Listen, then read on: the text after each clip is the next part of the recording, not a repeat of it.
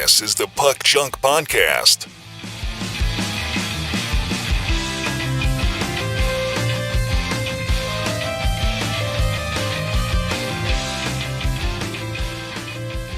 Hello and welcome to the Puck Junk Hockey Podcast. I'm Sal Berry, and with me is Tim Parrish and Clemente Lisi, and today we're going to talk about the 2024-25 Upper Deck MVP hockey card set. We're also going to discuss a few other odds and ends going on in the world of hockey and hockey collecting, and also just at the top of the show, I just want to mention that this is our 200th episode. Didn't really plan a big theme, big idea, big topic, big guest, none of that. Just us talking hockey and hockey cards like everybody likes. Although I know, like, for our 100th episode, we did a mascot themed episode, and nobody wanted to go back to that for the 200th episode. Guys, how you doing? Tim, good to see you again. How you been? You know, I've been okay. If I was any better, I'd probably be twins. But as of right now, I'm just me. Just you, right. Well, there's only one you, and I think we are grateful.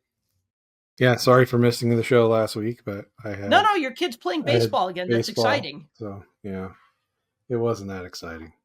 Well, no, it's exciting because you said he doesn't do anything, and that, like, he was like, oh, I like playing baseball. And you're like, well, why don't you play baseball? And then you, like, signed him up for it, and now he's playing again. Yeah, he quit because he had a bad experience, and so I just was tired of seeing him sitting around. You know, teenagers, they sit around on their phones and they stare at their phones and they're doing God knows what on their phones, and I'm like, I'm done. I've had it. You're doing something. You're not sitting here doing nothing. You love baseball. Go play baseball. So I signed him up for it. He's having fun, but his team is they need some guidance, and they're not getting it from their coach right now. So, uh-oh.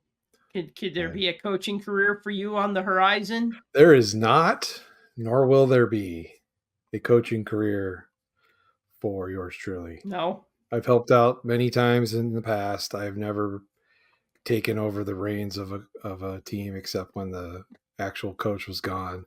I would rather sit on the sidelines and watch my kid. I have much more enjoyment of that. Not that I won't do it if I'm forced into it, because I will. But they're not gelling as a team, and they need something to get the cohesiveness together.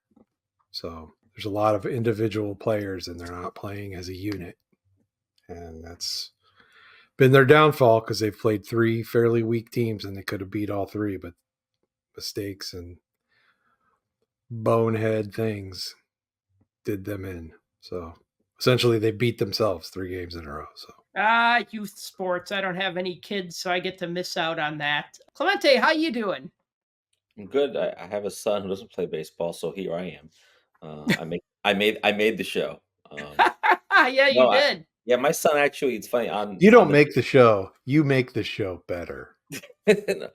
Well, the 200th episode, right? So I've only been on this ride for not as much as you guys have. So I'm just happy to be here. No, my son does improv, but he does it way earlier in the day, on the day we record, so it doesn't impact recording time for me, so it's fine. So your son does improv. That's awesome. I studied improv. Yeah, no, he did it for the first time last year, and he kind of liked it.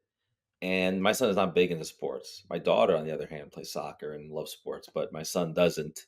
So I hate to break it to you, but if your son is studying improv, we know that he's not into sports. Okay.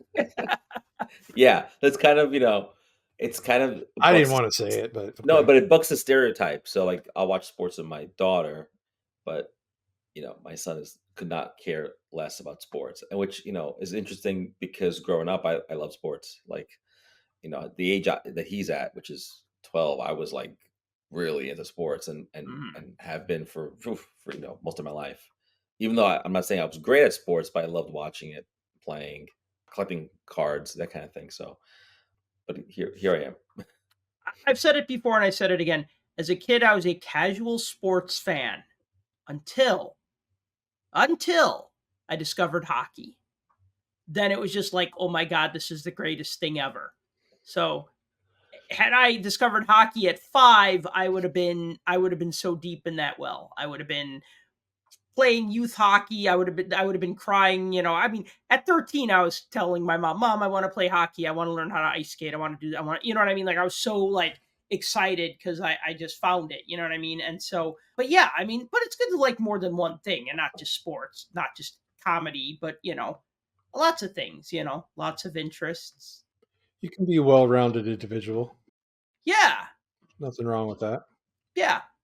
So, it's funny, like, I'll just give this quick little history of the podcast just because it is our 200th episode, and I'm just totally improvising this now because you said improv. I'm just winging it.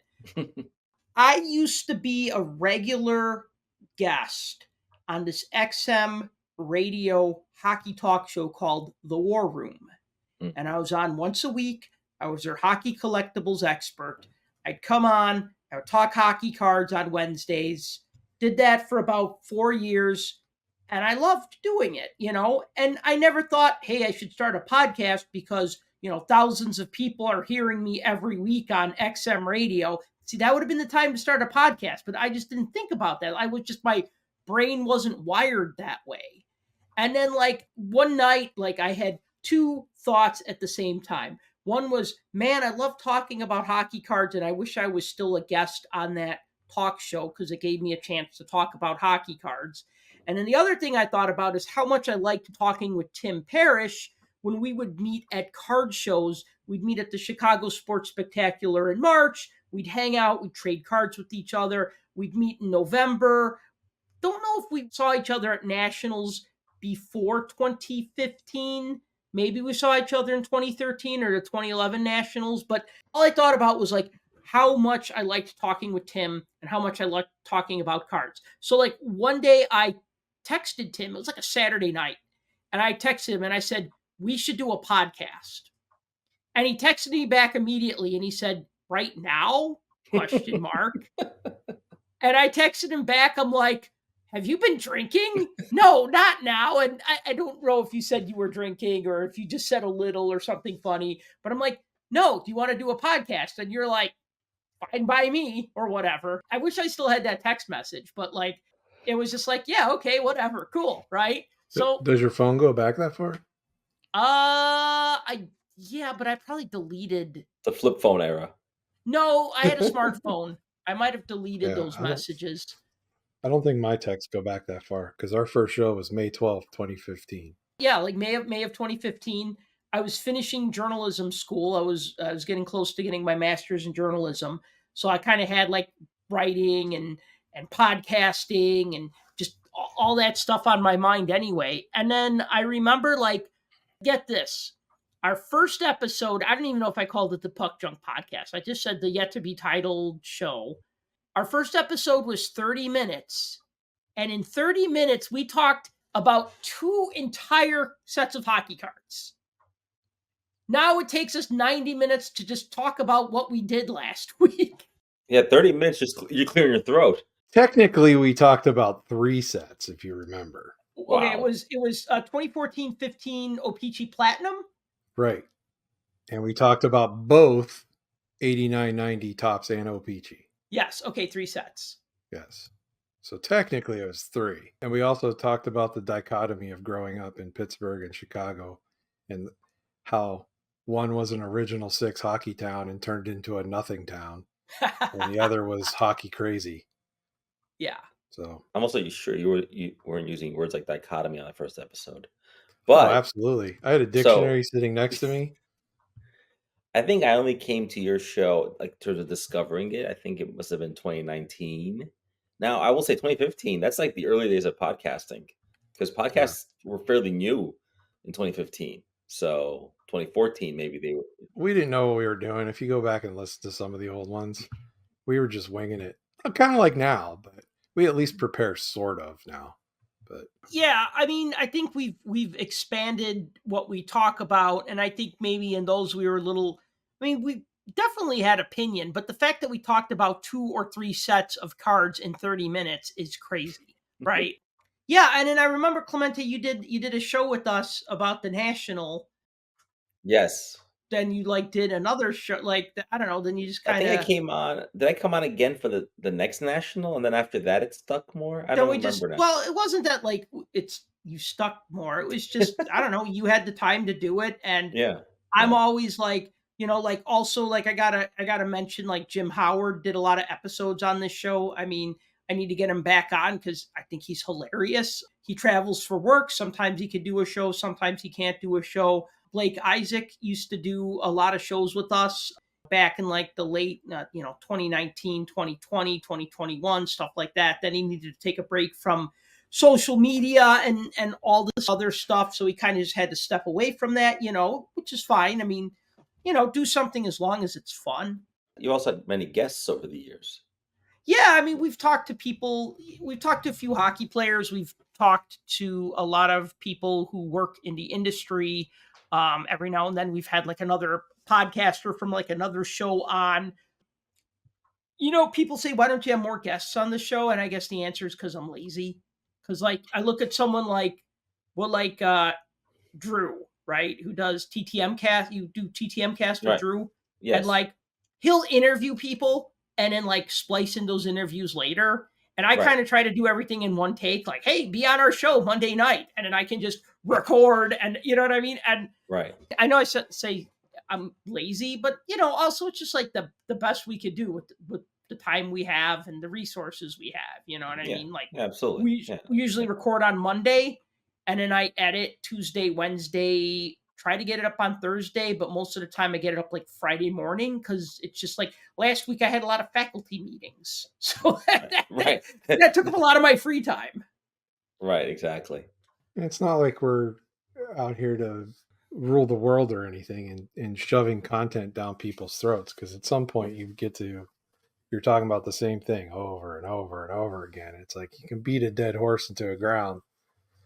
So, having a weekly show or almost a weekly show, I think works out well, especially for the content that we put out there. I mean, yeah, we talk about new product and we talk about stuff like that, but we're not breaking news, stuff that's this and this just happened. And we're not a full on hobby podcast where we're talking about every sport and every Right. single thing where there's something going on all the time. We focus on hockey cards, and I mean, let's face it, hockey cards are lower on the pecking order when it comes to trading cards. So I'm not calling us a niche market by any means, but I think the people that found us and have listened to us over the years, they know what they're going to get. So, Yeah, no, you I know, agree with that. And so if someone is listening to these podcasts, like is new, like new listeners, don't need to go back to last season because every episode is about Connor Bedard. So you can skip all that. You listen to yeah, one of them and then go, okay. And then over the summer, we talked about Fanatics Fest like all the time. So just listen to one episode over the summer and just start with this episode. Start fresh. Right. Although some people do work their way backwards, like especially when they see that we get a lot of positive feedback about the retrospectives on the older sets. Yeah, and those are the ones definitely worth going back for. But sometimes we do tackle a topic that is really in the moment. Well, Bedard was really in the moment though. I mean, that was like That was an annoying moment, but it was a moment for but sure. it was Yeah. just like the perfect storm of everything. I mean, you had people not into hockey who were into hockey just because of him, or just Yeah. into the cards just because of him. You know what I mean? So Yeah. it was a crazy. I mean, it's still. We'll know more between going to the expo in November and then the Chicago Sports Spectacular in November. Right. But like my whole opinion is like people like the Connor Bedard craze has died down, but now I feel like that the people who are buying his cards are the collectors, and the investors are already moving on to the next thing. Like they're going to wait for that cup RPA or whatever they think they could sell, for a lot of money, but enough people got into his cards that like his base cards will probably be a couple dollars each and not just, a quarter card like other base cards, if that makes Right. sense. Like Right. But more normal range as opposed to the craziness that we saw last March and April and May and June. And by the time the national rolled around, it really kind of quieted down. So, but yeah. yeah. Yeah. I mean, there were still people buying his cards to invest in because, like, people were buying cards and I know they were going to turn around and grade them. And that's fine. You know what I mean? Like, they were still people like one guy's like, I got 2 young guns. I'm like, you want to sell them? He's like, no, I'm getting them graded. I'm like, oh, okay. Then why'd you tell me that you have them? Like, I thought you were going to sell them to me. Right, So, right. He's bragging. He's just bragging. yeah, I mean, no, that's cool. Look, if he lives up to what everybody's expecting this year, the consensus is he's a 100-point guy. Yeah. If that happens, Then I mean, you're good. Yeah. Then they'll be worth something, you know. It'd be like if McDavid played for the Rangers and not the Oilers. Yeah. Or if you ever won a cup, that would help. Ooh, well, you got to lose. You got to know how to lose before you can win. Well, he's got that down, so. So real quick, I also just want to mention like some of the stuff that I bought. This first thing, I'm totally blaming Tim on this me. because I would not have even thought about this. You put this on my radar. Oh God. 2022, Leaf put out a set called Art of Hockey. Oh yeah. It was like $200 for I think like 6 cards or maybe 4 cards. I don't know. I didn't buy a box, but like I was aware when it like came out. But there's like jersey cards with like autographs and without autographs, and there's some of the cards where you just see like the back of the sweater because they can't show like Matt Sundin, but they could show a blue jersey with 13 on the back, and then right underneath it Matt Sundin or whatever, right? Like there's one part of the set called portrait autographs. And I am so in love with these cards because what they are is they have like a nice close-up headshot illustration. They're a lot like The Don Russ baseball cards from the they're like the Diamond Kings. Diamond Kings, that's right. But they're also like the in the game enshrined cards. Is that the like, Gary Busey signed one?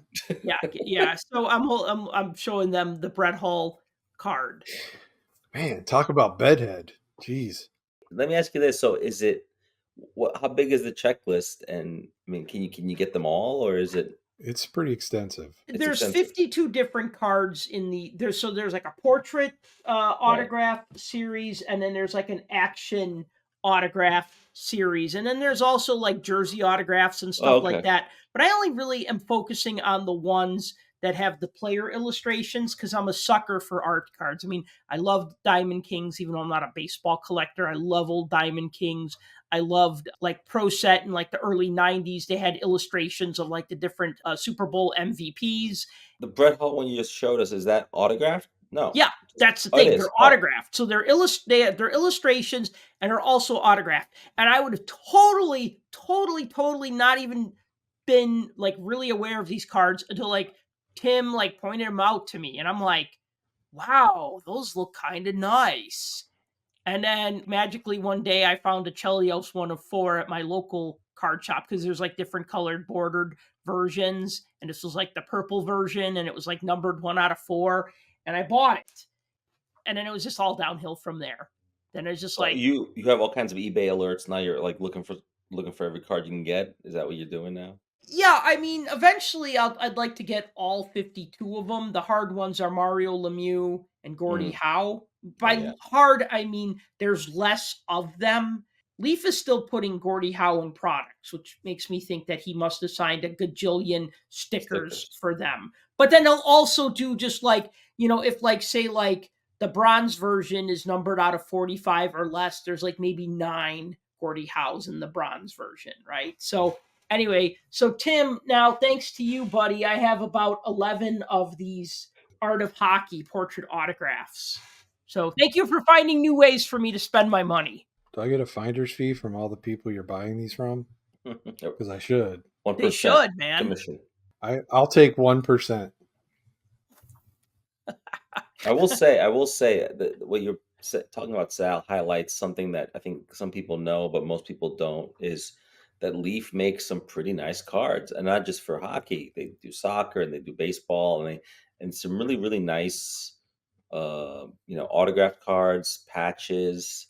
But because they're not as, popular and well known as Tops or Upper Deck, I think a lot of people, they fly under the radar a little bit. But I think if you're a collector and you're looking for variety and other stuff, it's smart to look at Leaf, I think. And I mean, it's, we don't talk about Leaf as much on this show as we probably should, but I think because they haven't been putting out product like they were.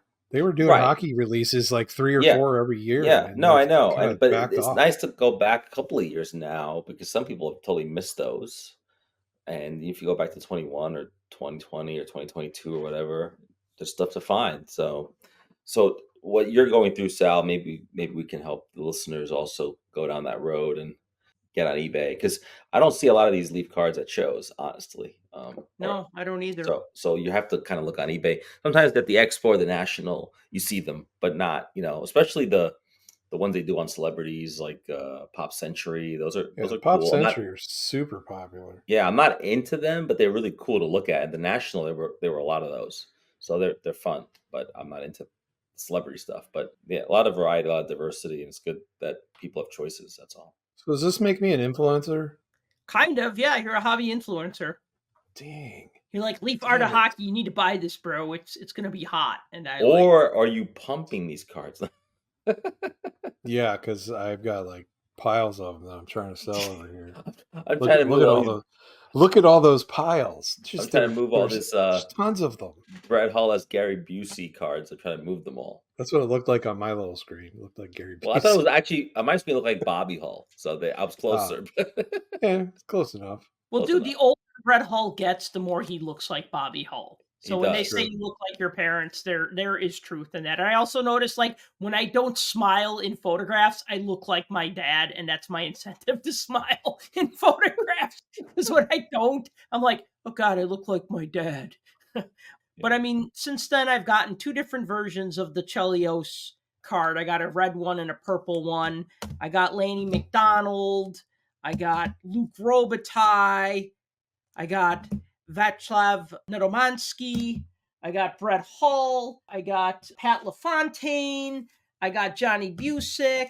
I got Joey Mullen. I got a Mario Lemieux on the way. And then I have a Roenick one that's an action one because I collect anything Roenick anyways. But like, so yeah, so this has become like my addiction of late. Plus, as kind of a bookend to this, I think the card that now is famous that I hoped you get at the Chicago Sports Spectacular wasn't that a Leaf triple auto of Yes. that was a Leaf card as well. So there you go. So not part of that set, but in the Leaf, Man, Yeah. we're all So leaf pumpers. We are leaf all of a pumpers. sudden, Leaf we're pumping Leaf.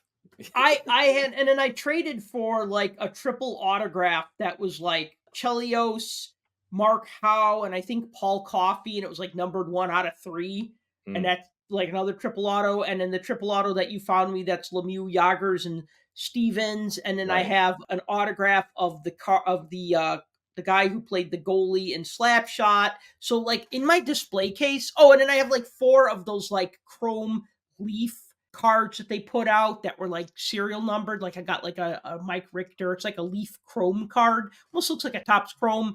So yeah, I've been buying a lot of Leaf in like the past half year, whatever, just here and there, but they're starting to add up. They went from like just being like, I have a Leaf card in my collection because it's a Slapshot guy to like, wow, I have like, probably almost 20 autographed cards and they're all made by Leaf. Anyway, so just wanted to throw that out there. I know you guys didn't really buy anything over the past week, so that's your incentive to get something for next week, I guess, for next week's show. But looks like the Penguins spent some money though. Good segue. I mean, not really. If you think about it. Who did they I think sign and for how much? I think Sal spent more on Leaf cards than the Penguins spent on this. But anyway, Basically. I spent I more on the mean, Mario Lemieux autograph that I'm waiting for than Mario Lemieux spent on Sidney Crosby. yeah. Well, I mean, look, Penguins re-signed Crosby. He wasn't under contract after this season, so they got him for this season and the next 2. It's a 2-year agreement, so it runs through 26-27, and it carries an annual average value of, drum roll, $8.7 million, because every one of Sidney Crosby's contracts since he's been with the Penguins have been for that same superstitious $8.7 million. You can go back and look.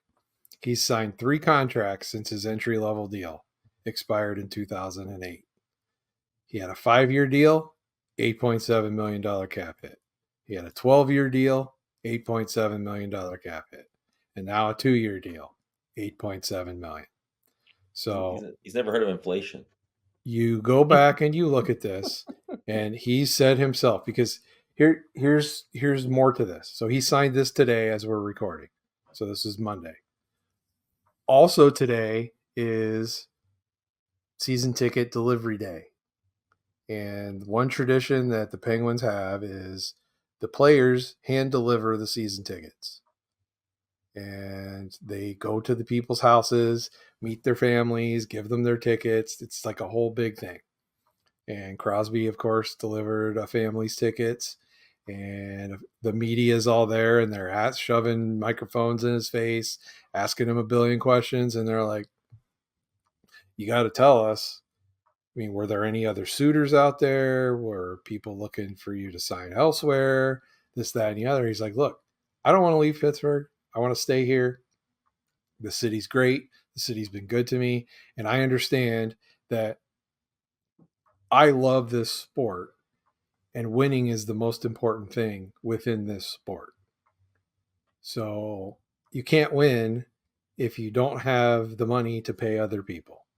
We have salary caps in the NHL. This isn't like, this isn't like Major League Baseball where we can all sign $700 million contracts and then backload them at the end.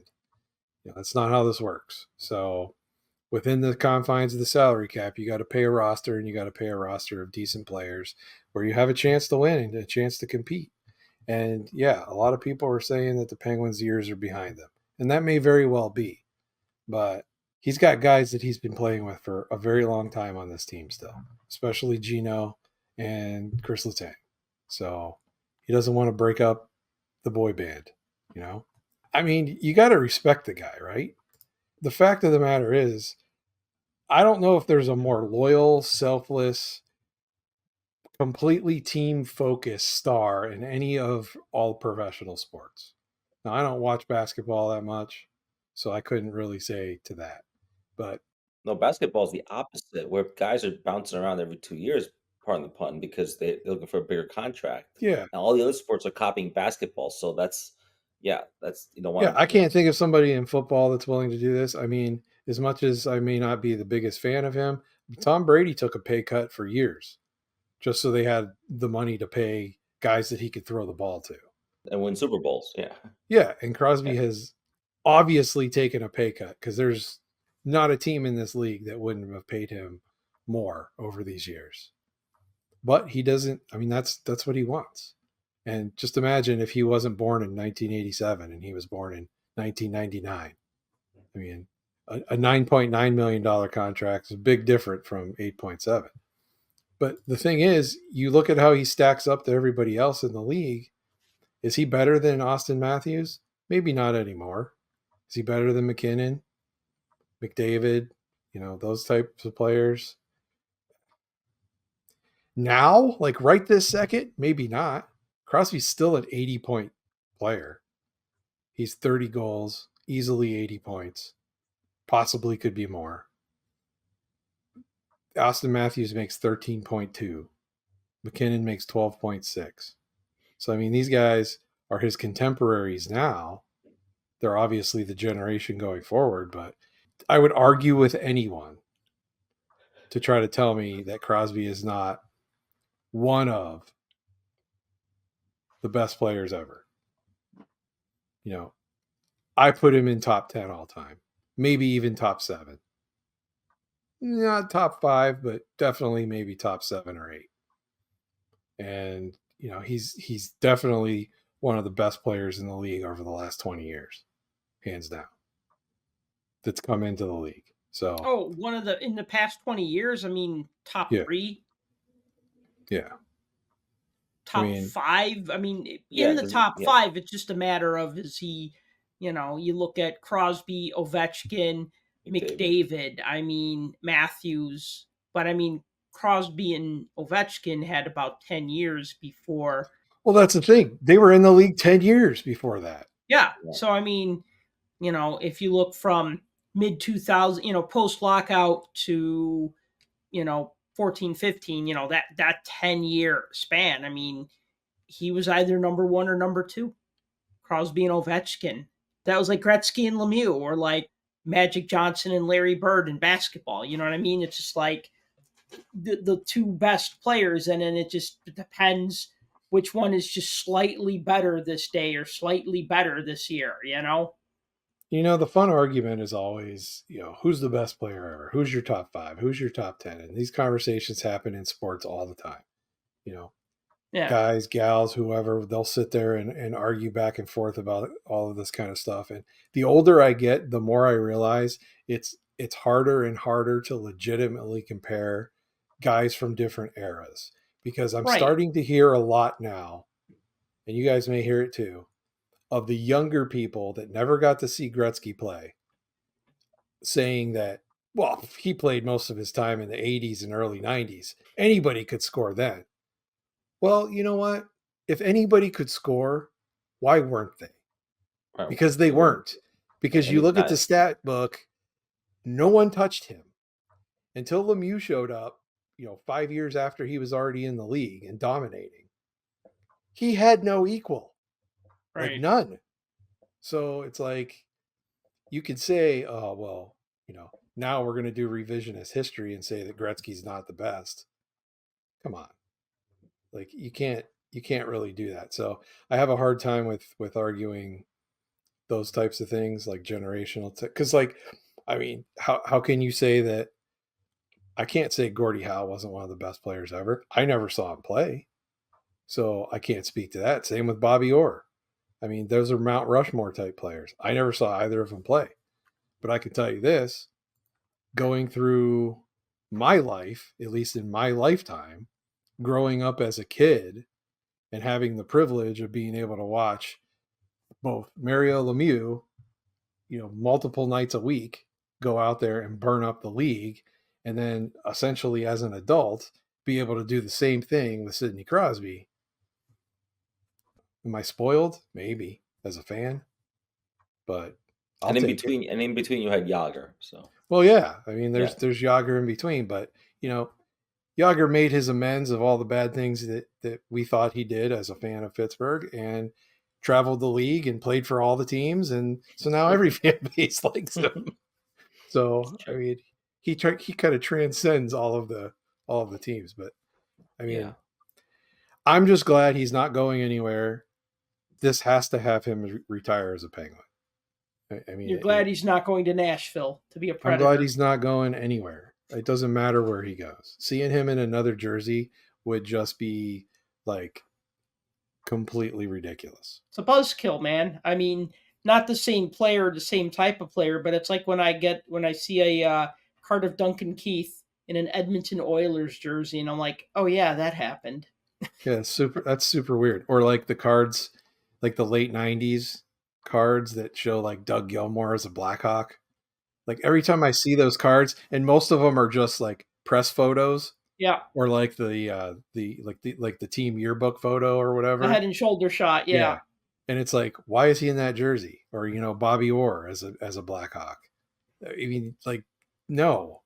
Like, this doesn't make sense. Like, it's not right. But I actually feel guilty about the Blackhawks having signed Bobby Orr, and I had nothing to do with that. Obviously, I was one when it happened, but I still feel bad about that. Like, even at like the Chicago Blackhawks conventions, they'll have like these banners hanging, and they had one of Bobby Orr as a Blackhawk, and I'm like, ooh, really? I mean, is that something we want to talk about? Like, can't you just put another Dennis Savard or Tony Esposito banner there? You know what I mean? Or Doug Wilson or Steve Largent. There's so many Blackhawks you can like put a tall banner of, for the convention, but just to hang a Bobby Orr banner just seems like they're kind of like thumbing their noses. Like, that's the thing. My youngest kid and I it's like a running joke. Like anytime we hear a player, and it's usually with baseball, but we'll see a player, like they'll show a highlight and we'll say like Pirates legend or Cubs legend. Yeah. Because it's like everybody in the league has played at one point or another for the Cubs or the Pirates. And even if it was just for a cup of coffee. And so that doesn't make them that. And it's not what people remember them for. And it's not where they got their stats or where became famous. It's just this unfortunate event that happened because of whatever reason, contract negotiations. It usually boils down to money, and it is what it is. It's one of those unfortunate things of sport. But I'm just glad to see Sid the Kid, who's not so much a kid, locked down. Yeah. Good for him, good for the team, good for the city of Pittsburgh. And honestly, it's good for the league to see a player that stays with a team that long. I agree. Yeah, it's exciting to see a legend spend their whole career with one team. So good that that gets to continue. So, what's this about the Utah Hockey Club? Someone may have inadvertently leaked the team name that they're going to pick. I mean, yeah, there was essentially an interview that was being done, and everybody knows that they're the Utah Hockey Club. That's the over-encompassing placeholder. I think The working title, yeah. Yeah, you guys talked about it on the Yeah. show. Another one that I was off, like doing drywall or something. I don't know what I was doing. But Clayton Keller, I guess, was doing an interview, and he was talking about the team, and he happened to say essentially that, oh yeah, I heard it was going to be the Yeti, but I'm not sure. He's like, I don't know for sure, but yeah, I don't know. Sounds like it's going to be Yeti, I think is what he actually said. And so, of course, now everybody's like, oh, did he leak something that he wasn't supposed to leak? And who knows? I mean, Smith Entertainment Group never made the announcement officially. The whole big reveal was not supposed to be until next year. So you have to know that so much work and time and effort and design and planning has to go into this stuff. So if they don't already know what that name is now, I mean, come on.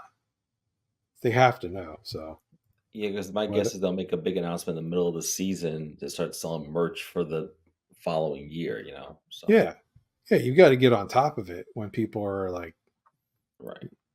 When it's front and center in their face, when hockey season's going on, especially if you can start throwing stuff into a pro shop or online and get people to start buying everything up. But You got to get them to buy this first jersey, this first season jersey first. You can't release the other one too quickly. You got Oh, to. no, yeah, it wouldn't be there'd be no jersey out there. There'd be just the logo maybe, and just to get awareness. But you're right. Yeah, you got to give people enough time to buy this jersey before you release the other one, and they go, oh, damn it, I got to buy another one because this one has a logo and that one just says Utah. But it could be though, because when I spoke to Josh Doan, he said that he had voted for Yeti and he liked Yeti. And then he also talked about how, like, on the road, it just says Utah. Like New York has New York when they're on the road, so that that it might say Utah even when they're on the road, next season. So that won't change much. So yeah, I mean, this could have been a leak, or it could just be that internally this is the name they like, and they're trying to get some traction on it. Or my opinion. I still like Venom. I liked Venom. Yeah, my opinion on like singular names of things, which it seems to be a trending thing at this point. So maybe I just get with the program, but it's not as opposed to Yetis, or they had other names that I thought were nice too, potentially, but whatever. But we can't call them Yetis because the plural of Yeti is Yeti. Is it? I don't think you put an S on. Oh, like two Oh, like deer. Like one Yeti or two Yeti. I Oh, don't is think it? there's an S. I don't know. It's like deer and fish. There's no plural for it. You just have to say. Interesting. Yeah. That could be true. I Yeah. mean, because few people have seen one Yeti, let alone two with them at the same time. So you never see that in a sentence. But that's very possible. That's very Yeah. possible. So maybe it's I just wanted the them to one. go with Venom because I know that was one of the names on the list. They could do like all sorts of things with like snakes and stuff, and even do like a crossover Marvel promotion with the Venom character. That'd be cool. Although if But they do Yeti, then they could do a crossover with Star Wars and use the snow monster from Empire Strikes Back. That's what when I hear the word Yeti, I think of that monster, and I think of the monster from Rudolph the Red-Nosed Reindeer. Bumble, Yeah, that's what I think. I have a giant It's probably 6 foot tall, Oh, cut out of wood, like really? real thick wood Yeah. of the Bumble going like this, like rah. Is it for the lawn or something? Like, what? Yeah, it's for like Christmas time. It's like Yeah. full size. It weighs a ton, and somebody painted it and stuff. I don't Yeah. know where the heck we got it from, but we've had it forever, and we put it outside at Christmas. Sits By on the the way, porch. if you're just tuning in now, this is not our Christmas show. No. But we're preempting it. No, but that's what I think about when I think of Yeti. So, but the possibilities of a really cool logo are there, and they have the color scheme down because it's the whole blue, white, black, whatever. I So, like that shade of blue that yeah, they picked. I yeah, like I it a like it lot. too. So maybe that they got something to work with there. But Yeah, See, it's almost like the shade of blue used on the Chicago flag, but it's like a step or two darker. So it feels like yes, it has a little more to it. yeah, Um, that stuff reminds you of the Star Wars snowman, and it reminds you of the Rudolph the Red-Nosed yeah, Reindeer one. It yeah. reminds me, and this shows that I had kids from that era. I don't know if you remember the show Backyardigans. Oh yeah, It was a kids show on Nickelodeon. yes. Yeah, one of the episodes was one of the pretending kids becomes Yeti, and they Oh, have the okay. Yeti Stomp. It's a song in there, and So my kids used to now that sing it you when they were mentioned that kids. show, now that you mentioned that show, that theme song now is in my brain. Thanks. Yes, But yes, yeah, if anybody listens and they have it's kids, an earworm. yeah, you do then, if you don't have kids, there's some shows you don't even know exist. Like kid Yeah, shows that are out today, I have no idea because my kids are older, just like Tim's are. But right. if they were born at a certain time, my daughter's 15, my son's 12. Yes, I remember that show because it was must see TV It at was the a age of good show. I at the actually age like of that show. yeah, well, right. I mean, you kind of you got to watch whatever your 3 year old's watching. So yeah, you get into it. But yeah, it's funny how everyone thinks something different. But now that I'm not saying it's going to be Yeti, but if it is that, they have something to work with. But if I recall, they had other names that I liked better, like anything that's a storm front, anything that's a weather related, I kind of favor. I forgot what name they had. That was, we were all having dreams about the avalanche versus the whatever they were going to be called. But was it not the frost? Because mi- now there's a no, you're frigate's thinking of being the called that. yeah, no, it was something. It was another storm front of some sort, and it was like okay, the Oh, lightning, blizzard. blizzard. I kind of thought blizzard would be good, but they have Dairy Queen possibilities there. But no, I thought, oh, Blizzard would be good because Blizzard versus the Avalanche or versus the Lightning, maybe too easy, but I kind of like that. Yeah. But anyway, you never know. This could be just a slip of the tongue or a mistake, or it could be totally throwing people off course. And I thought there was an online poll, which could easily be rigged, obviously, but whatever. What? Voting is rigged? No. Well, Get I out didn't of here. say voting in general. Thanks. Yeah, I'm yeah, sorry. yeah. John Scott won fair and I'm talking square. about online polls. I mean, I'm not talking about voting. I Oh, mean, those are the most scientific. yeah, yeah, yeah. Yeah. Um. So, anywho, moving on. So yeah, we'll see when they announce the team name. So, Connor Bedard. Sorry to bring him back into the conversation, but Tim mentioned this Just when earlier. he's out, they pull him back in. No, Yeah. Yeah. So, Bedard High Gloss Young Gun got pulled. And so the last one that was graded, a PSA 8, sold for about $27,000. So now the high gloss, those are numbered out of 10. Yeah, and I've only seen 2 so far. So mm, $27,000. now I didn't verify that sale. I just saw it. So Okay. And that's for a previous one, not counting this one.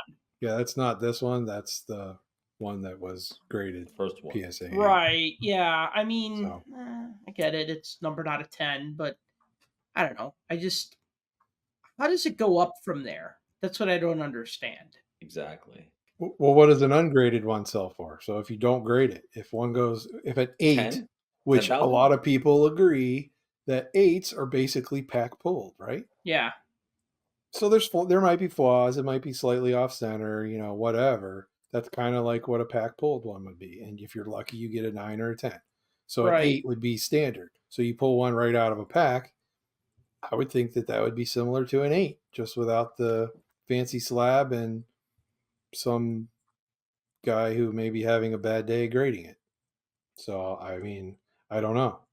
Does that go for 25, 20? I don't know. Assuming the person's going to sell it. I mean, I doubt it. I think from what I was reading, where I saw it was the person was planning on keeping it. So I don't know why you would keep a meal ticket like that. I I don't mean, get, even if you yeah, were a collector.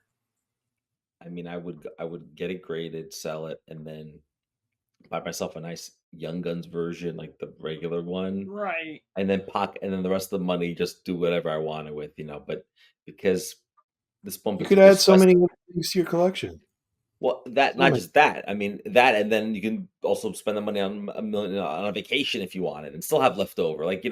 There's a lot you can do as opposed to just sitting on this piece of cardboard that, like Sal's right, is it going to go up more? What if this kind of is the best you can get for it, or what if it goes up to 30 or 40? But is it worth more than that? Well, in 20 years from now, what will it be worth? Nobody knows. Well, But we know what the top is, right? Because there's $1 million bounty on the one of one. So that's a million. oh, well, that also goes to show you how many boxes they made of this stuff. Because if only two of these 10 got pulled, That we know of. that we know, because some guy might have pulled it and kept it in his basement, maybe. But then the bounty one, nothing. Yeah. I thought we'd see that card in 3 months, and now it's, I don't know, 7 months, eight Yeah. months. The checklist was pulled, but not the regular one. Right? So it's out there. You know how many boxes they ripped of this stuff? The breakers, tons. Yeah. I Tons and know. tons. We haven't checked the latest PSA numbers on like how many Bedard's, regular Young Guns were graded, but I'm sure it's a ridiculous amount at this point, and still nothing. So unless someone pulled it and is like, I'm not putting it on Instagram, I'm not selling, I don't care. It seems unlikely in this day and age where everyone's flexing. Yeah. I can't believe someone pulls a one-on-one and just doesn't say a peep.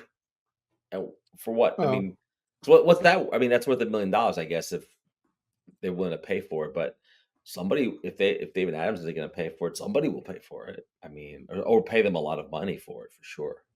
yeah, But just look at that. Look at that triple tops auto, the tops all now right, triple auto yeah, that yeah, the everybody's Olympic, chasing yeah, the with the basketball Olympics. one, yeah, yeah, Yeah, you got all of the big influencers and auction houses all competing to try to get people to consign it with them or sell it to right, them, and right. offering up all sorts of craziness for these cards. I mean, this is outside the realm of normal collectors.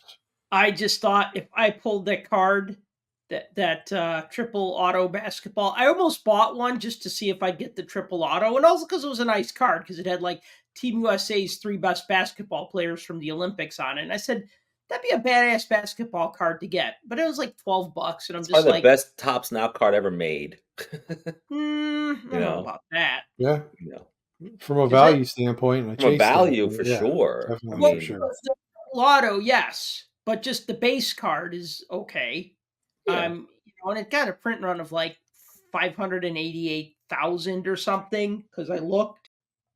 I'm sure I can find one for less than $12 because I'm sure somebody bought like 20 or 30 of them hoping to get the autograph or a gold parallel or whatever, and then we'll just dump the base cards. But anyways, I just thought this is what I would do. All the auction houses want to sell this card, right? So if I got this card, I would make them compete for it. I'd make them do like a game show, kind of like a Hunger Games or like a Squid Games, no, I thought where like an auction for the auction, right? Like no, an all, no, yeah. man. I would say, okay, you guys are all going to get into a boxing ring together, and the last man standing gets to sell this card. And I'll even double the commission. If you take 10%, I'll do 20% because I just want to. You gonna make them eat bugs out of a fish tank or something? Is that what you're gonna do? Like Fear Factor. Yeah, No, exactly. I just want to see a bunch of these limp wristed little middle aged men beat up each other. Well, that's what I was going to ask. Are you going to make the faces fight? Ken Golden versus I don't know Ken whoever. Golden. Ken Golden looks like he lifts weights, though. I gotta be Yeah, no, he Yeah, honest. looks I pretty think he tough. works He But out. looks. He looks kind of jacked for a guy his yeah, age. Are you So going to yeah. make all the faces fight each other, or are you going to make Yeah. each one pick their champion and do it No, that no, no, no, no, none of that. way? Okay. You want to sell this card? You want to sell my $1 million card? Fight. fight for it. I was gonna say because I'm pretty sure Golden's friends with Mike Tyson, so that's Yes. No, see, that's probably that's who he not would pick. fair. No, they can't. They can't. You can't. No tag team. No, but I will say maybe Tops now has figured out the secret formula, which is for the really big events like an Olympics or World Cup or whatever, to do a great autograph or something or a great triple auto, and then people will just buy, hoping to get it. Like you said, I'll buy 30 of these, and then then the number of the base or whatever you want to call it, just the print run is ridiculous. Right. That triple that card, the triple auto will be worth something to somebody, but just the regular card will be in a quarter box in like 2 years or a dollar box because it's like, oh yeah, You they made a know, lot of these. 600,000 is a lot of cards. I mean, it's the junk wax version. I mean, let's be honest. I mean, it becomes just like every card from the '90s that we love. Just like, oh yeah, they made a million of these. Well, the It's best example of that was the Shore Griffey with Project 2020. I don't know well, if you paid attention to that. whole Project 2020 is Yeah, now kind of right, but yeah, but when they did those, the Shore Griffey yeah, that everybody thought was going to be a ton, yeah, right, everybody went after it, right, and so they made a bajillion of them, and right, immediately the price went. right. They're not worth anything now. I mean, Yeah, now you can get one for cheap. I don't even see them. They're like $4 or $5 now. Yeah, 2 years ago, I remember I was at a show and like they're basically like in bins. I was like, wow. And then during the pandemic, it was the hottest thing in the world. Right. I bought one Project 2020 baseball card. I bought 2 copies of it. It is a illustrated card of Pittsburgh Pirates player Dave Parker wearing a yellow goalie mask. Yeah, that's the same exact one I have. Yeah, because he wore a goalie mask for like a game because he had a fractured cheek. And so he wanted to Yeah. protect himself when he was batting. And there's no baseball card that pictures him with that. So this was like an illustration based on a photo of that. And I said, Right. that's a cool card. I'm going to buy 2 of them and maybe one day I'll get Parker to sign it. And so that's the only Project 2020 baseball card I bought had a hockey connection. Well, it was actually Project 70 at that point. Oh, was it? I'm 2020 was sorry. over, and that was the Project 70 one that Alex Pardee did. But yeah, it's a great one. What did 70 signify? Just 70 different cards? I think that was just celebrating Tops. 70 years of Tops is probably what it Oh, was. okay. Oh, right. But there might have been 70 cards. I don't know, but yes, that's what it was. Yeah, this is all pre-fanatics purchasing them. Yes. Yeah. So yeah. Yep. So Changing the subject, the cup came out. No, not 23-24, 22-23.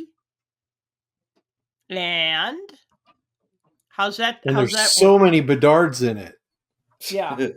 I know Breaker's complaining that there's no Connor Bedard in 22-23 NHL product.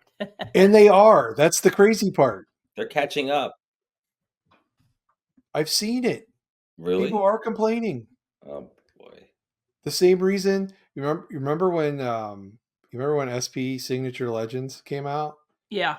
And we were all excited because like another legend set, Hall of Famer set, cool autographs, great checklist, Mhm. and like all these breakers were posted stuff. They're like, "Who's this guy? I've never heard of this guy.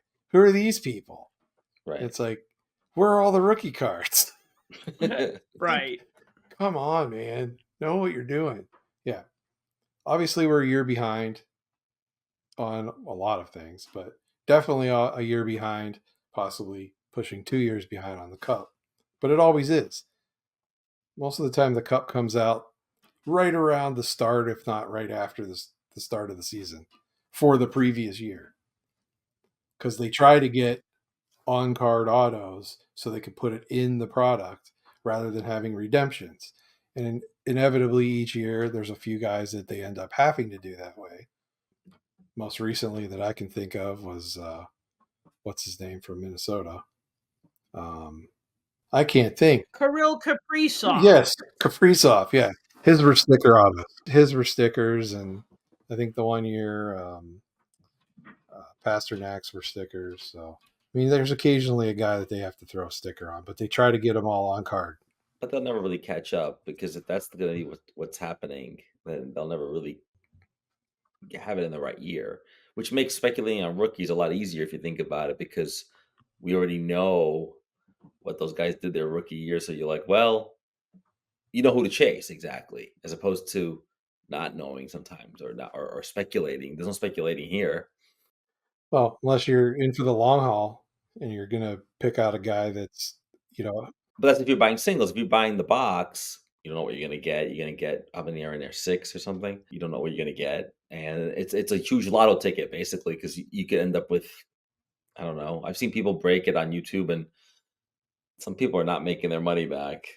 So But I that's like mean, true of every product these days because the no, buy-in but is that's so hot. inflated. But that's a $1,200 product. It's like, So $1,200, what, 6 or 7 cards? Does it yeah. have like a 7 card hot box? That 7 card hot well, box was really cool, by the way. The people video are of going to that. be chasing that lucky 7 box, Yeah, obviously, and exactly. that's going to draw more people out. But it's not drawing the average Joe collector out, because the Right. average Joe collector has never been the type to go out and drop 600 or 700 on a box of cards, let alone what they've been the last couple years, 1,000 or more. Right. I don't want to say it's a niche product, because it's the most anticipated product probably in hockey every year, other than the initial flagship release. Oh yeah. And everybody waits to see it because they want to see what's in it. They want to see the patches, because they're always great design cards and they look really cool and they're highly sought after for the RPAs and that. But at the same time, you and I aren't spending 1,100, 1,200 on a box No. cards. We're just not. It's for the breakers. It's also for the people who have that YouTube channel and they feel compelled to say it's worth buying it just so I get traffic to my YouTube channel, because I don't watch a lot of card breaks, but if people have the cup, I will watch it because I'm just curious to see what the cards look like. And they're really quick videos. Yeah, and they're short. They're like 13 minutes because it's one box, and you can skip over that part if you want, because the whole majesty of the box, and they open it real slow and they put the spacer over it or whatever, all that stuff. But they're quick, and it's like a quick fix to watch those things and to see go, and then it's always like, oh, it's nice, like, oh, that's a cool card. And so for me, like, I like to go to the expo, and then you have cards for $50, $60 in a bin. It's like, okay, Mhm. these are worth looking at, and some of them are really nice. But because people are chasing the 7 thing, or they're chasing whoever the hot rookies were that year or whatever, then they're buying boxes, and that's a fool's errand unless you have a ton of money. But Think about otherwise, that it's though. The cup cards thrown into into like a $40 or $50 pile. yeah, and the expo is full of that. What if those were your 7 cards? Like, you spent $1,100 on $200 worth of cards. Yes, totally. Yeah, yeah, I mean, that's I know crazy. it's always a crapshoot when you're busting wax. I get it. I mean, that is Right. what it is. But this is a high risk, mid reward, maybe, if not low reward. Because unless you're going to hit one of those big names, and again, like you just said, we already know who the big hitters are. So unless you plan on pulling out a couple second line guys or even third line guys that we're going to hope in the next 2 years they become first line shooters, I don't know. I mean, even if you had the budget for a box, if you buy a single and it's $400, you're still going ahead. You're like, I bought the best card I wanted, and I paid, Right. a third of it. The rookie of the year for 22-23 is Matty Beniers of the Seattle Kraken. Right. Okay, so you get his rookie patch autograph. Okay. Is it a $1,200 card? Good question. No. Right. So if It's somebody not. pulls that, am I better off just saying, all right, I'll pay $600 for that one card that I want? Yes, you're Or better off eight doing hundred that. bucks, or even if I said, you know what, I'm a Seattle Kraken super collector, I will pay $1,000 for that card. Still better than the box. Now, if it was Bedard and it was 23-24, It's that's not going to different. be $1,000 card. That is No. going to be, that's where you're looking, where I'd say, okay, 20 grand, I could see that more so than a numbered parallel of a different, of a Young Guns card, But I think that's the thing. Like, I think a lot of people sometimes they compare with the 05-06 Cup because you had Crosby and you had Ovechkin. So, I mean, you had some legendary all-time great players in that. 22-23 had some good rookies, but I don't think anybody in that set on track to be one of the all-time greats like 30 years from now. No. No, I'm not saying that they can't be a superstar. I'm not saying they can't be a legend, but when I'm talking about like Crosby, McDavid, Ovechkin, Matthews, Bedard, that stratosphere. This product also sounds like it's beautiful, but it's a total hobby bro. I got to flex. Or I bet some of the guys that buy the cup never buy a hockey product. They don't buy flagship. They don't buy, MVP. They don't buy anything. They just wait for this thing because it is so, such a. It's like going to Vegas and putting money on a number. It's like a total crapshoot. And then, it's just something that they can do in front of their friends or on video, whatever it is. And it's like, and it's just a thrill of doing it. You're paying for the thrill. If it's worth it, then go for it. But it's not worth it, in my opinion. What a lot of the box break cost is when you see like a box of cards, it's like $200, $300, and it's like you get 5 cards. It's like, okay, you better enjoy opening that box of cards because Right. you're part of what you're paying for is that enjoyment of the process. You know what I mean? Yes. It's like when you're having a good meal, chew slowly, Yeah. enjoy it because it's going to be over. And then you're going to be left holding the bag, in this case, holding the box.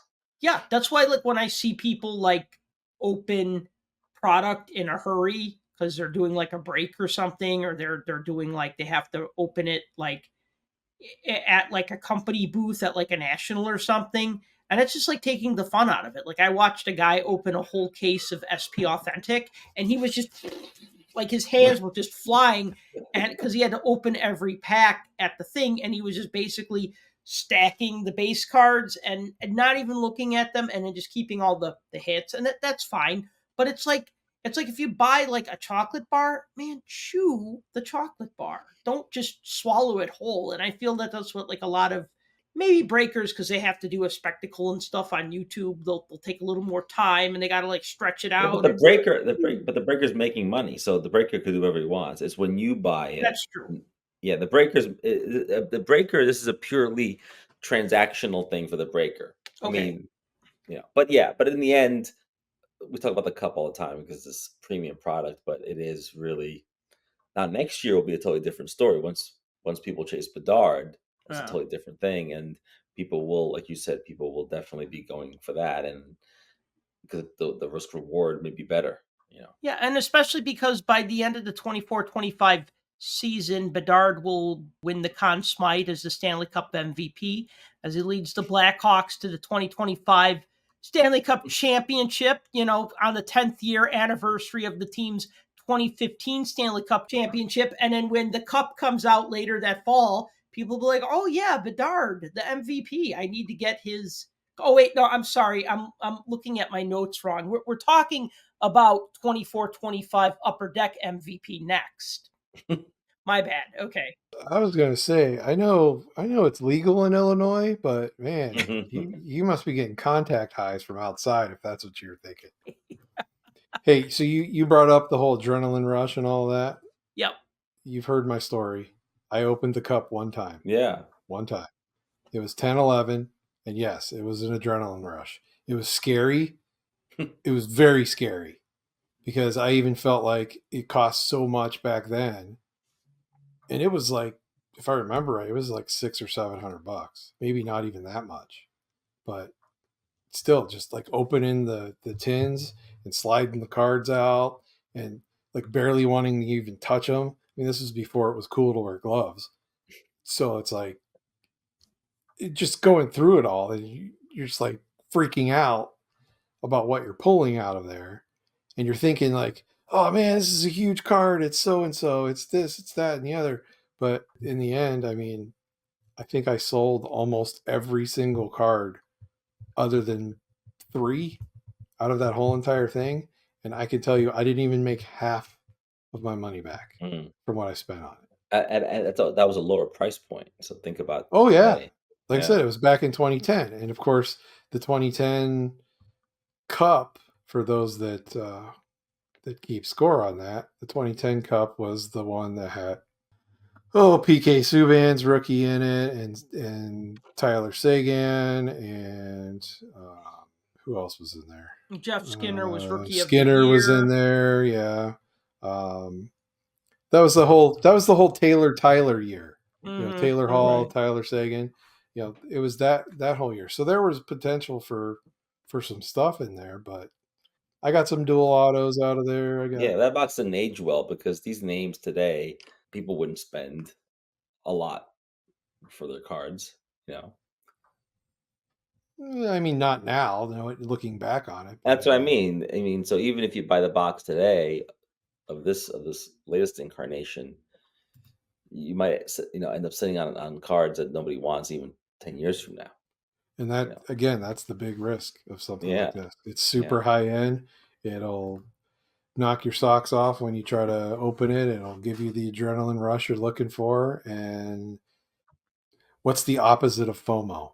Because you'll end up with that probably after you're done. Buyer's remorse. Yeah, there you go. I knew it had a name. Yeah. It's not fear of missing out. It's buyer's remorse. Yeah. So, hey, I want to end the show with our conversation about 24-25 MVP, as we promised we would do. So we'll go from like the most expensive product to maybe the cheapest one on the market. Yes, the most expensive product from 22-23 to the cheapest product for 24-25. Also, the first hockey card product for the 24-25 season, which has still not started yet. So, MVP, it's a 250 card set. There are 200 base cards. There are 50 short prints. Short prints number 201 through 220 are of stars. Just star players, not Dallas Stars. 221 to 249 are rookie cards, and then number 250 is the short list checklist. So a hobby box right now is selling for about $60. You get 20 packs in a box. You get 8 cards per pack. And from the sell sheet, it says every box contains one rare card, 1/10th anniversary gold script parallel and or mascot talent gold parallel card, 9 under the scope above the crease and it's their time cards, 5 10th anniversary and or mascot talent cards, 5 base set silver script parallels, and 10 base set SP cards. I just said this before and I've said it again. Like MVP, you know what you're getting. It's going to be 250 cards. It's considered like the low end set, like that and OPG are kind of like the lower end sets from the year. Every year I kind of say, I'm not going to buy MVP. And then I'm not going to build MVP because I'll always buy a few packs or get a box just to see what it's like. But every year I end up putting the set together or trying to anyways.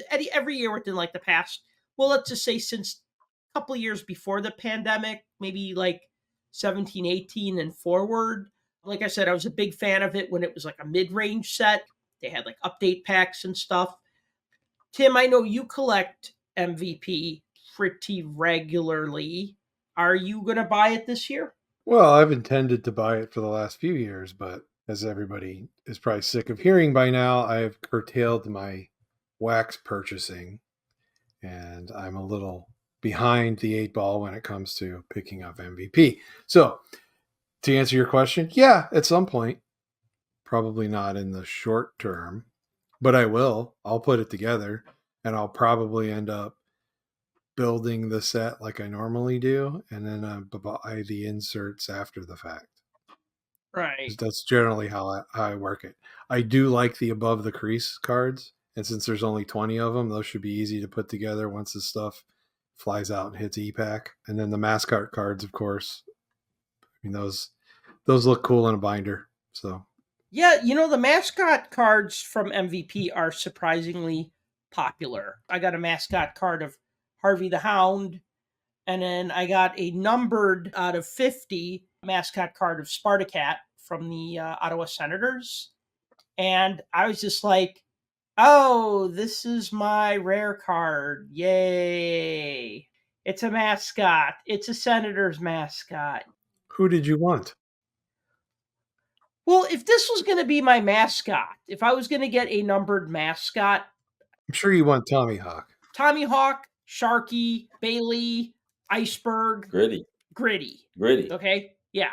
Now, going back to our 100th episode, when we did our mascots, we talked about who we voted to be the 5 best mascots and the 5 worst mascots. And the thing was, I don't think Sparta Cat was on either of those lists because it was just kind of like in the middle. Like it's not like a terrible mascot, but it's not like one of the best mascots. It was just kind of like a meh Scott. Meh. MEHSCOT, right? To coin a phrase.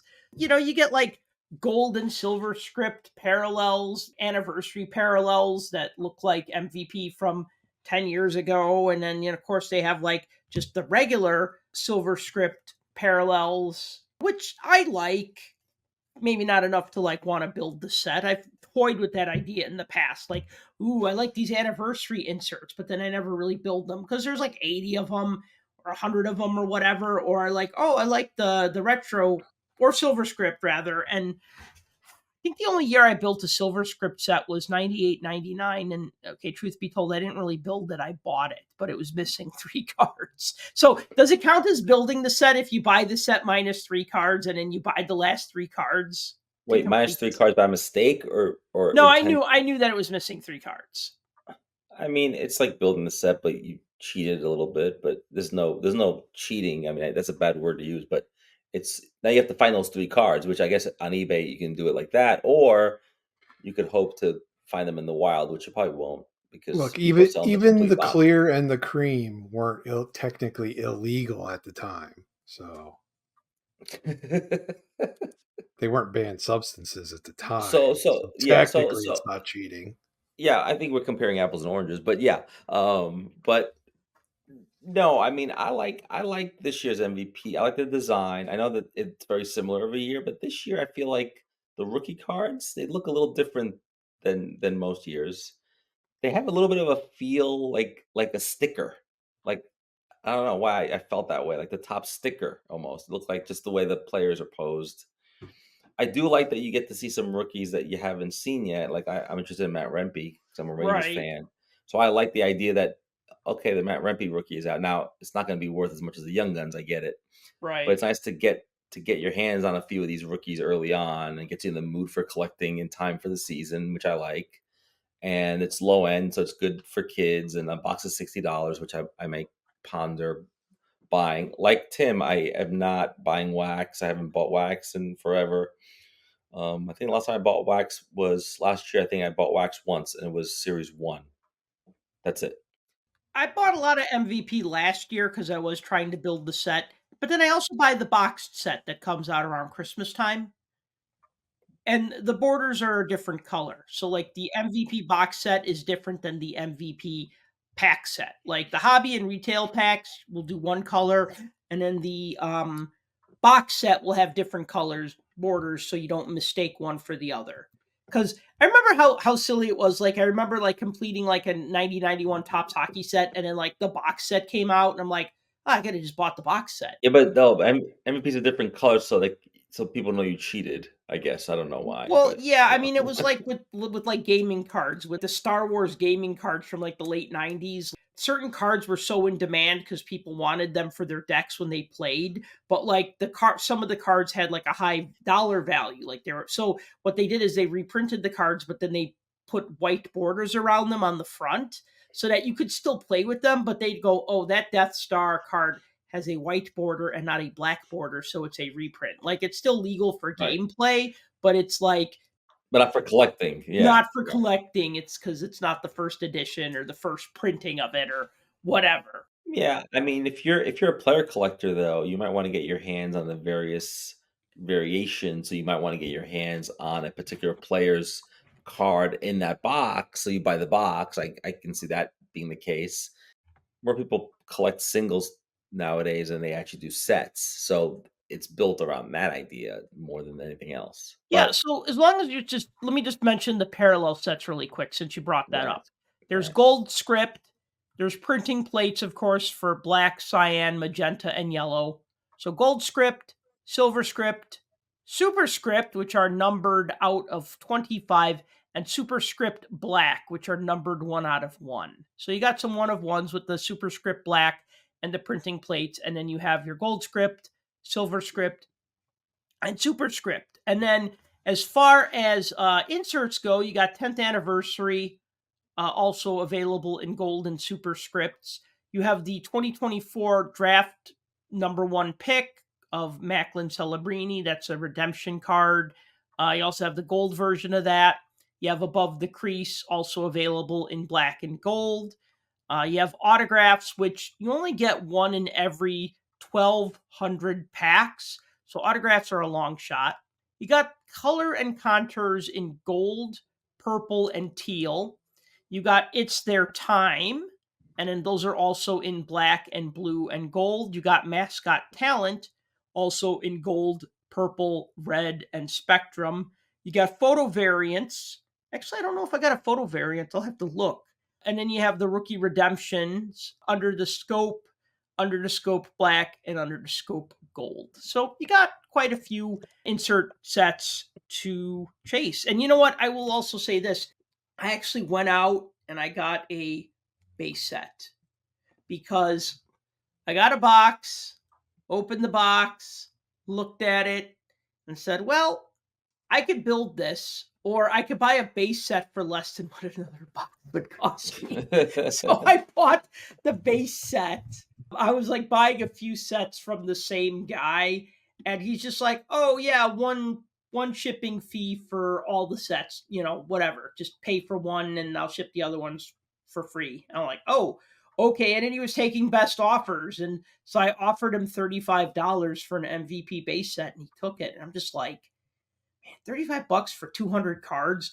I know people kind of look and go, oh, MVP is worthless. But if you think about it, $35 for 200 cards, that's pretty damn good. Like, I mean, just an eBay price for a base set. So then I'm going to just pick away at the short prints when they come on ePack. That's my strategy. No, the other thing too I want to point out is a lot of people I know like to chase the redemption because they're looking for the #1 draft pick. And last year with Bedard, people did chase that. But by the time you get that card, the Young Guns card will have come out already, and there's other Bedard cards that people want instead of that one. So with Celebrini is the same thing. If you're lucky enough to pull the redemption, by the time you get that card, and he's having a great season, let's say a great rookie season, people are going to be like, well, just get the Young Guns cards, worth way more. And so I don't want to reduce this as value, but when you are buying wax, you're looking at value. I mean, you're looking to see what you can pull and what you like. It's a combination of two. And so in the end, even like the rookies here, they're not going for a lot of money. That's fine. It's fine.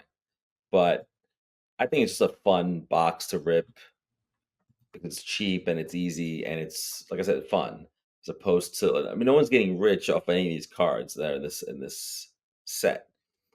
And so that's fine. I think it's fun. It's fun to try to put the set together. I think it's not cost effective when people are selling a whole set for $25. Let's say, I don't know, I made that up, or $30, and the box is 60, and because of the parallels and everything else, you're not gonna.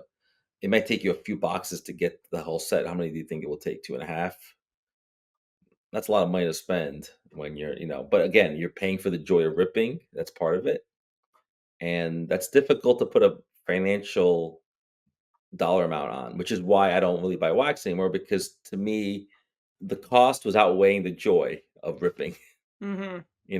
And that happened over time because the more you rip, the more it becomes mundane. Now, I'm sure at some point, after not ripping for a while, you get in the mood to go, let's just get a box and let's do it, and that's fine. There was a time where I used to get a box of everything that came out. So MVP, get a box, great. And then if you like the product, you go out and you get a few blasters. Then Series 1 comes out, you get the box, and you get 2 boxes. Okay, it's got another box. And then by the time you get to Series 2 or whatever else is coming out, you're like, I'm all ripped out at this point. And so it's a dangerous road to go down. But if you're gonna rip anything this year, this probably would be the best one to do in Series 1, because I feel like Series 1 is I buy it on the first day it comes out. usually Mhm. Series 1, and I rip it that day because I feel like it's like people that do that with Topps Baseball Series 1. They open it, they buy it the day it comes out, and they rip it that day. It's like a ritual. But otherwise, I'd rather chase singles I like. And in this case, the singles I like are a lot of the rookies, including Matt Rempe, but they're really affordable on eBay. I think it's like $12. I probably can wait and it'll probably go down a little bit, probably. Yeah, just wait. Because they're not that new. They're a few weeks old now. So EPAC just kind of levels everything, or ComC rather. When things end up on ComC, that kind of right. levels the playing field quite a bit. You're paying pennies on a dollar at that point. Right. I mean, that's the thing. I went on ComC and I bought like the last 20 rookie cards I needed for last year's MVP set, and I think I paid like anywhere from like 27 cents to like $1 each. I don't think anybody like stood out as being more expensive. I'm surprised that Upper Deck did not make Connor Bedard one of the short printed stars in this set. They just made him a regular base card. I mean, he's Mm, card number 98. Oh, I get it. Okay. Yeah, all right. Now it makes sense. They made him card number 98, but like I could see them making him card number 201 and then that being one of the short prints, and you only get 10 short prints in a box, so one in every other pack. So I mean, that would mean that you would get one of this. If you get 10 in a box and there's 50 to collect, so that means like one in every 5 boxes. I could totally see them doing that because it's the other Connor, but nope, they just made him one of these standard base cards, which I thought was okay. So I mean, technically this is his first base card, like actual base card that's not a rookie card, that's not an insert card, not a redemption card. It's right, just right. a base card. So first base card. Hey, yeah, there you go.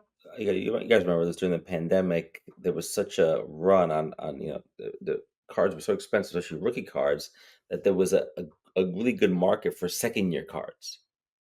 And so Yeah. for a lot of people last year, they couldn't get their hands on a Bedard card. Forget about the value.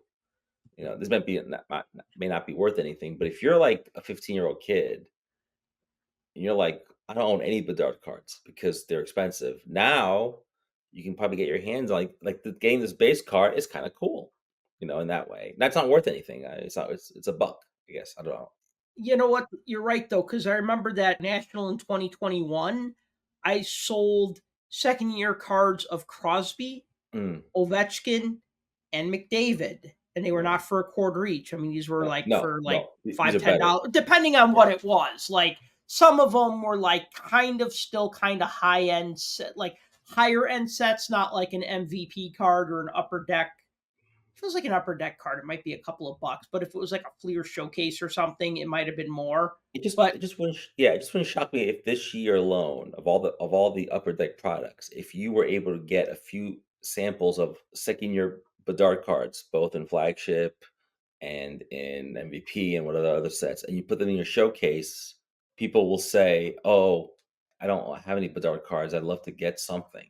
Even today, pandemic is over. I think even today, I don't know if Tim agrees, people would want to say, "Oh yeah, I'll spend money on a Bedard card that's a second year because I don't have anything." well, no, Because and let me just add to that really yeah, quick because that's something I mentioned at the top of the show. There are a lot of collectors. So there right, are people now who are going to collect his other stuff. Like again, like look at like the Tops Now stickers, right?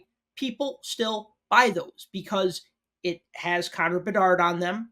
And even though they're rookie year stickers and not rookie cards, they collect him. Now, the people who want to like buy all of them and grade them or whatever, or they think they're going to be worth something, that's fine. You know what? That's part of the game. But I think there's enough people now who are going to say, oh, that's a second year card. I'll buy it because I collect them. Just to give a parallel, Patrick Kane. I sell Patrick Kane cards from all years. People want his rookie card, but people will stop and go through my Patrick Kane cards and buy 10 or 15 base and inserts and parallels because they don't have them and that they try to get all of them. So Bedard's going to be the same way. He's going to be one of those players where people just collect his cards. Of course, they're going to pay a premium for the rookie cards, but he is a collected player now, at least in Chicago, and I would argue in a lot of other cities because of his popularity. Tim, what's your take on that, though? Because Clemente was asking you, actually, and I interrupted. As far as people paying whatever for a second year? Yeah. Not whatever. I mean, just seeking them. I mean, this is going to be your first opportunity to get something that's not extremely overpriced. But then again, these same 12 and 13 and 14-year-olds that you're talking about that are walking around these shows, they also have cases full of $30,000 worth of cards. Right. That's a good point. That's a good point. So I'm not real sure that MVP is going to be what they hitch their trailer up to. You know what I Right. mean? I was thinking 15-year-old in 1991, I guess. Yeah. And that's fine. I mean, from our standpoint and our viewpoint, that's the way we see it. But the reality is, MVP's never really been the product that anybody's really latched onto. There were times where it had some secondary value with certain rookie classes, but really, like what you first said, is there'll be people chasing the redemptions. They already are. The Celebrini redemption has been on eBay for a while now, and it's popping up left and right between 175 and 225. Nice. So far cry from what the Bedard was, but still, I mean, for an MVP card for a box that's $60, and you have a shot at potentially getting one of those, to some people that's worth the risk, especially if you can turn that money quickly. Have you guys ever pulled a redemption out of MVP? Oh yeah, plenty. I've never pulled the big number one draft pick one. Right. I've always pulled the division ones. Okay. In fact, I have one sitting over here right now for the Metro division from a few years ago that's got Jack Hughes in it, and I never redeemed it. It's still sitting here, unscratched. Ooh. It's not expired until December. So. Of what, this year? Yeah. Get on that. You should get on that. I haven't decided what I want to do with it. Well, that same year, I pulled the redemption for the Jack Hughes card, the number one draft pick card, and it was of Jack Hughes in a New Jersey Devils jersey and the hat. But that's the only time I pulled an MVP redemption that was a long shot. Still here, unscratched. Yeah, what year is that? 22. 22, right? Yeah. 22? 22, 23, I think. Oh, no. What year was Jack Hughes' rookie year? Wasn't that 18, 19 or something like that? Maybe this is the one that Caulfield did. I don't remember. Somebody's in here. 21, 22 was Caulfield. 22, 23 is... That's more recent. I'm sorry. So the one that had Jack Hughes' rookie year, that's the one that I pulled the first overall pick redemption card and got the Jack Hughes card. So that's the one time I got an MVP redemption for the first overall pick. Sure as heck didn't get it last year, or you guys would have known about it. So I do have a couple comments. Yep. So you were mentioning all the parallels.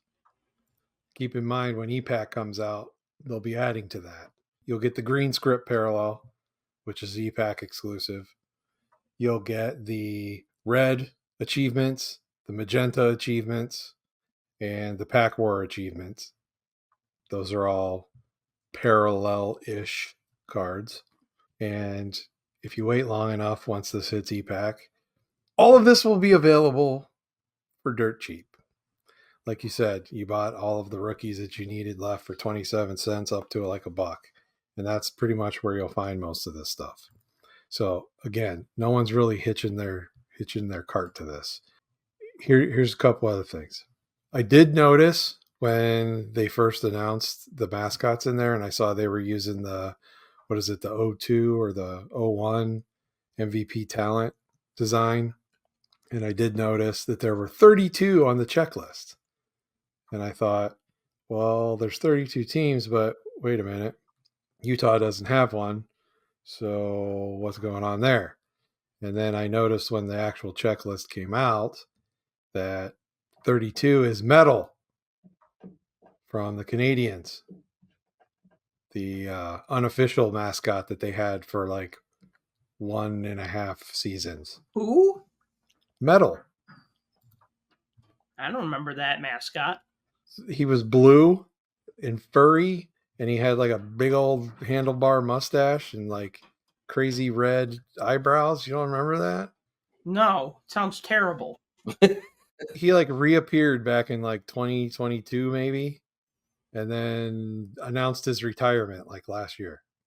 Yeah, I googled it, and yeah, I don't remember him either, but he's hideous looking. That's why Metal has a card because they need to get to 32. I guess I don't know. Which is weird because Carolina technically has 3 mascots. They got Stormy, they got Caroline, and they got Pucky the Whale. The Whalers mascot is kind of their unofficial third mascot. Well, yeah, but they don't need to go there unless they Well, want that's the whole reason why Metal exists, because he was like the reverse retro mascot. Because he's kind of Right. like a weird parallel universe version of Yuppie. Hmm. Right. So, but he's done. Like he officially retired. So, but they made one of them anyway. Anyway, so that's besides the point. The photo variants, I don't know that they've actually listed what they are yet, but usually they're the alternate like third jerseys is what they show them in. So you'll have, if you're looking through your stuff, you'll have to look for weird jersey colors. And what else was I was going to say? Maybe that was it. It was just that there's going to be more parallels when EPAC comes out. And yeah, so, but I'll buy it eventually. I'll get there. It's a marathon, not a race. I'll eventually get there. And I'll buy a binder and I'll buy 100 pages and I'll put it in a binder and make everybody mad. For buying MVP and for putting it in a binder, right? Yes. Because here's the thing. The last couple years, it used to be you could buy 2 boxes and finish a base set. That's not happening. MVP every year, 2 boxes, base set's done. It was like clockwork. Now Or 27 blasters. Yeah. Now you can't. Now you got to buy 3, possibly 4.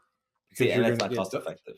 Yeah, you'll get doubled up, and you'll even start getting doubles of the short prints, which is silly. Yeah. Yeah. So you wonder how short printed they actually are. Buy gravity feed boxes and fat packs. That's the way to go. Really? No, I'm just no. kidding. Fat packs are like for MVP are like one of the worst. They're the worst things you can buy. I bought one time. I went to Walmart or wherever it was Target. I bought I think 3 fat packs, and I got like 4 of the same card. I'm like, the collation's terrible on these. You know, I bought 3 fat packs of O-Pee-Chee once, and all 3 packs had the same cards, just in opposite order. They're not meant to be bought in more than multiples of 1. I think you just buy 1 fat pack. That's it, because you're gonna get the same cards over and over. I've bought fat packs from the same set, like say 2 MVP fat packs, or maybe 5, right? And 2 of them had identical base cards. Right. The same base cards. The only card that was different was the 1 insert card in each fat pack. So yeah, fat packs are not.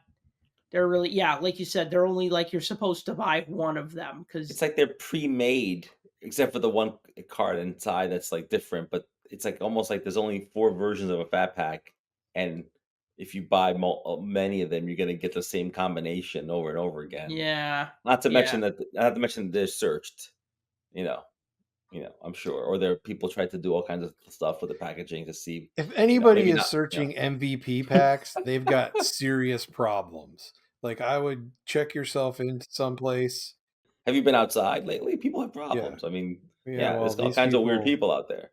Those people need to check themselves in somewhere because they need rest, because that's crazy. I remembered the other thing I was going to say. The numbering on the serial numbered cards. I don't know why this bothers me so much, but they're using the 0 in the front for the triple digit number. Like 019 out of Yes, it makes me nuts. Side. Like, why are you doing that? It's not necessary. Is it because the machine prints multiples of 3? I think so. When they came and started doing the weird numbering font, when they changed it, they started doing this, and it drives me nuts. I don't know why it bothers me, but I did notice that on some of the cards I was looking up before the show. Anyway, sorry, pet peeve.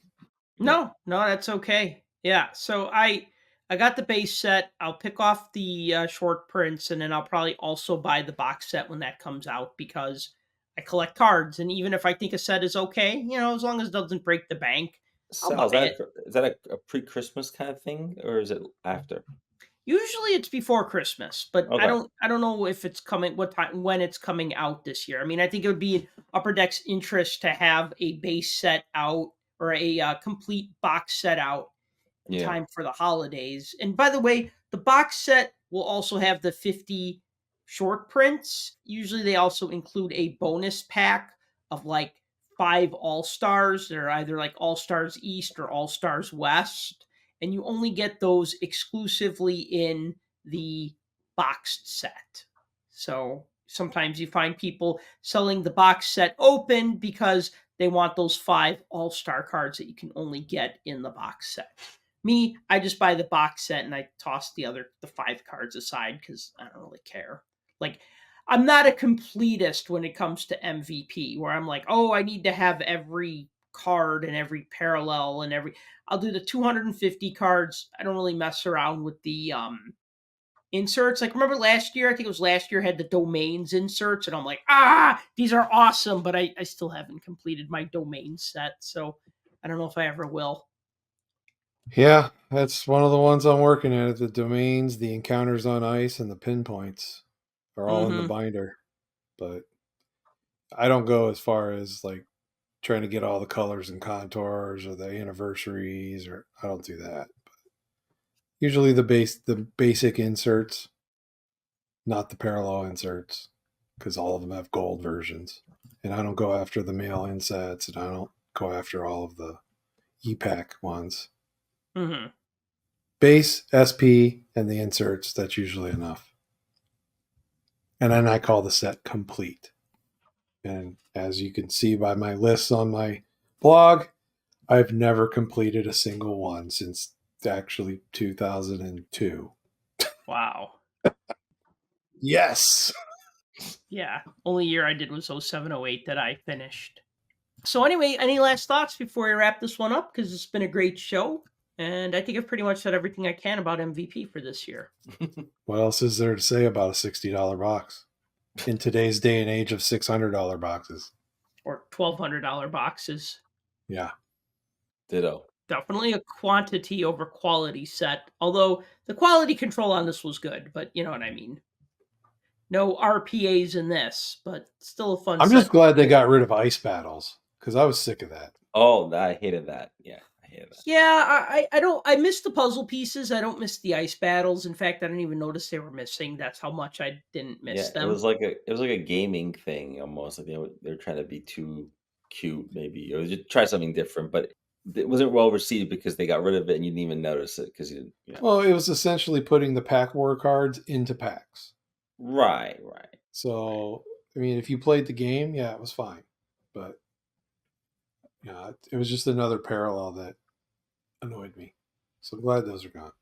All right, we'll call it a show. This was a great 200th episode, guys. Thanks for joining in on the fun, and I can't wait until the next episode, the 201. We're really turning a corner now. 201, the first Young Gun.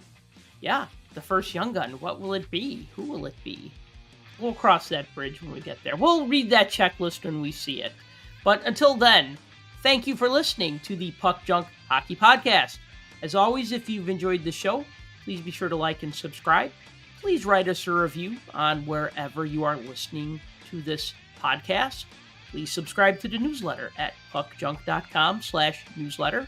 And until next time, collect what you like, and thanks again for listening. For more hockey goodness, follow us on Twitter at PuckJunk.